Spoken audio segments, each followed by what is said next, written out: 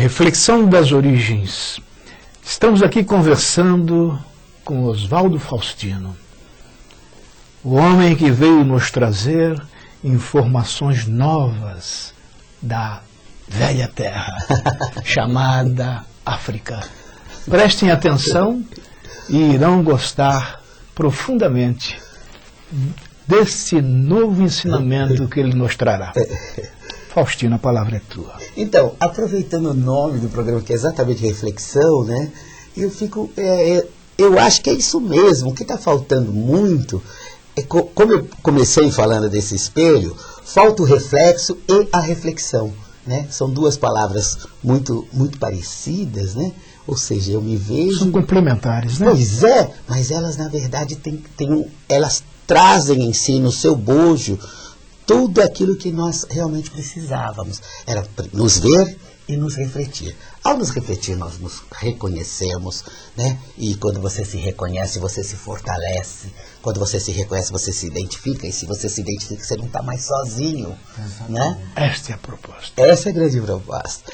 E aí, quando a gente saiu mesmo, vamos à luta, eu cansei de ficar fazendo militância, fazendo discurso, participando de passeata, que nós já fizemos isso de montão, né? Eu estou com 54 anos, eu acho que agora, eu falei, bom, chega, eu já não tenho mais essa energia, eu quero essa coisa mais concreta. E foi assim que a gente entendeu, inclusive, você estava falando, quando a gente fala África, né, a gente pensa naquele continente incrível, rico, aonde a humanidade se originou, de onde a humanidade se originou, de onde os conhecimentos se originaram, né?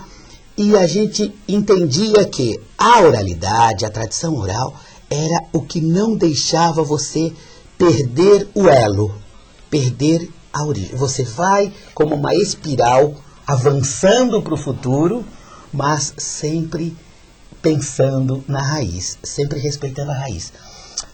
Exatamente essa história da gente viver numa grande metrópole, com milhões de informações recebendo ao mesmo tempo, foi se perdendo um pouco esse costume. O pai mal conversa com o filho mal olha para onde está o avô, porque na verdade os valores que ele está recebendo no seu cotidiano já são outros. A família dele e a família, no conceito africano, não é pai, mãe e filhos. A família é a comunidade, né? Uma nigeriana, num encontro internacional do qual eu participei, era uma professora universitária de Nova York, mas ela era da Nigéria. Ela dizia assim: quando eu vou à Nigéria e encontro uma mulher da minha aldeia, a primeira pergunta que eu faço é: como vão os nossos filhos? Ela diz, lá não é o meu filho, o seu filho. Os filhos são filhos de todas as mães e as mães são mães de todos os filhos. Maravilha. O conceito de família é o conceito que é personificado no tronco do baobá, que é um tronco imenso. A coletividade. A coletividade, essa coisa imensa, precisa 20 homens para abraçar um tronco de baobá, porque é ali, esse é o verdadeiro conceito de família. E como isso está se perdendo, porque eu não converso com meu pai, não quero nem saber, ele é um careta, e eu estou na outra, e eu que nem conhece o pai também? Também conhece o pai em muitos casos, né? Então, como eu não tenho isso, como é que eu vou poder dar continuidade para uma história, né? Aí você vê, essa sociedade que precisa de um banco com encosto amarelo no ônibus para dizer que você tem que respeitar os velhinhos, que você tem que respeitar a mulher grávida.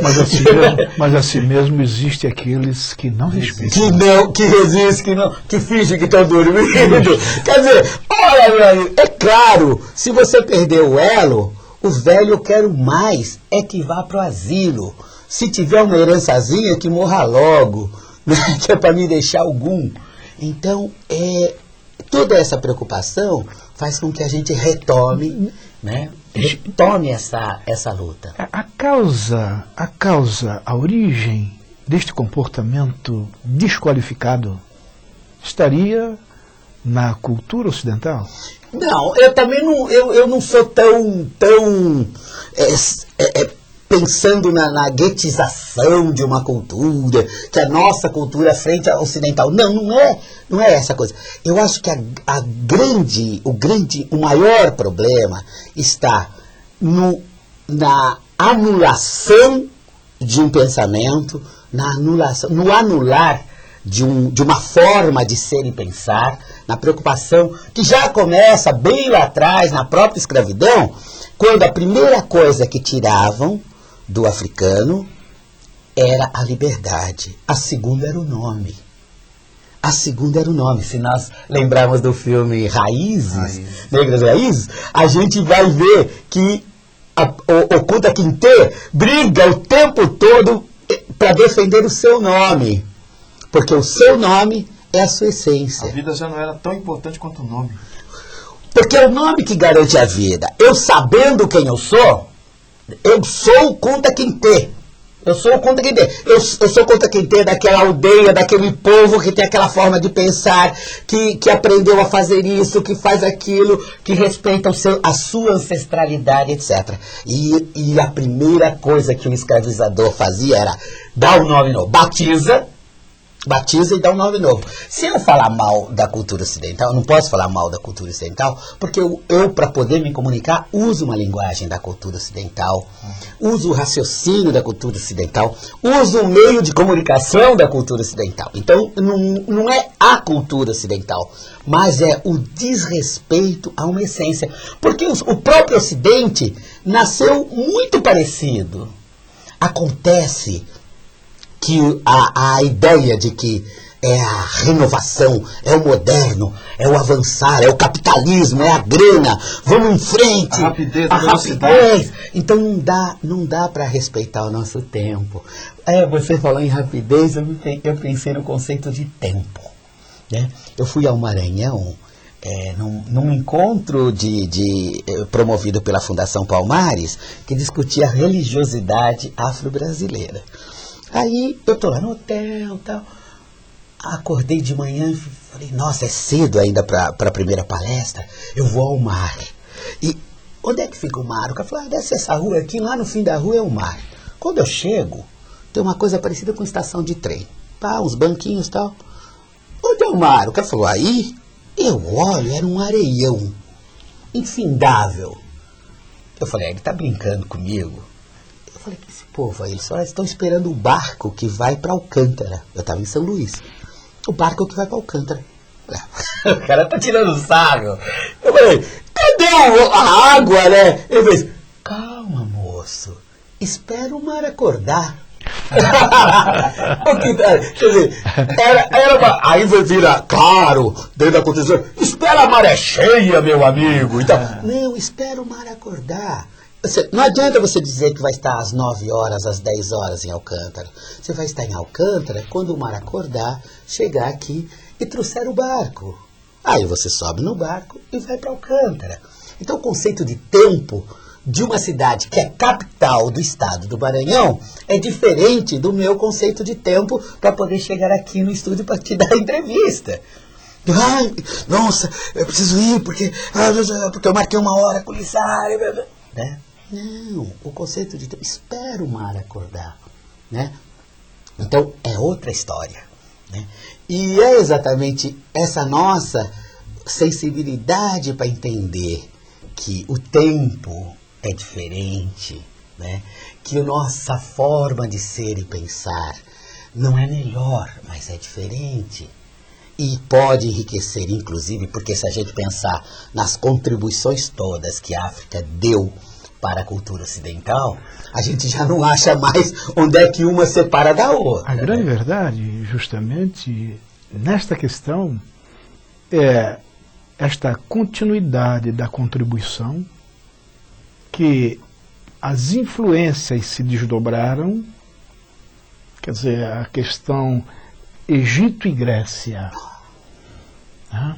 Quer dizer, se você fizer uma análise sobre a cultura grega, automaticamente você vai ter que fazer uma pesquisa no Egito com tranquilidade, com segurança, para que você você vai ver que sempre existe uma base, não é verdade? Lisandro, você me lembra uma coisa ótima, que é o seguinte. Eles tinham, para poder nos escravizar, eles tinham que dizer que nós éramos inferiores, né? Pior, eles tiraram nossa liberdade, depois o nosso nome, e depois nossa humanidade, e nós somos transformados em coisa. Por que coisa? Porque você não escraviza um ser que pensa, que sente, que pode reagir. Então você vai coisificando. Aí nós pudemos ser moeda de troca, né? Você acaba sendo herança do cara que morreu, que vai para um filho, que vai para o outro, porque você é uma coisa, é um objeto. Bom, então, como é que eles podiam admitir, por exemplo, que o Egito ficava na África? Dizem assim, o Egito fica no norte da África, é um outro povo, eles são berberes, eles não são africanos, eles não são negros, porque é a grande cultura, né? A grande cultura, o berço que é o Egito, que propagou assim conhecimentos infindáveis, que propagou toda uma essência cultural que para o mundo todo não podia ser negro. Não podia ser negro porque senão iam valorizar os negros. Né? Então eles dizem, não, eles não são, eles são árabes. Né? Eles são árabes. Como se o árabe fosse branco, como se o árabe fosse ariano. Né? Então é muito legal. Olha, se a gente começa a falar, a gente não para mais. É questão, inclusive, a predominância moura em toda a Europa. Mas não tenha dúvida, né, que é colocado como a invasão dos mouros, né? Mas se você chegar na Espanha, toda a arquitetura espanhola é mourisca, né? É maravilhosa, né? É rica. Da onde vem isso, né? De que continente, né? Mas o mais importante é que nós saibamos passar isso para as nossas crianças. E é o que eu estou tentando. É o processo de contar a história de uma forma construtiva, fazendo com que, mesmo existindo o conteúdo negativo dentro dessa história, é preciso saber valorizar, saber contar essa história aos jovens para que não fique resquícios negativos na construção de um novo momento. Eu tenho certeza absoluta de que vocês estão tomando todo o cuidado e contando a história com todo carinho, para que esses jovens possam ser realmente um homem renovado, sem preconceito, sem mal. Vamos a um comercial novamente e voltaremos em alguns segundos. Nos aguardem.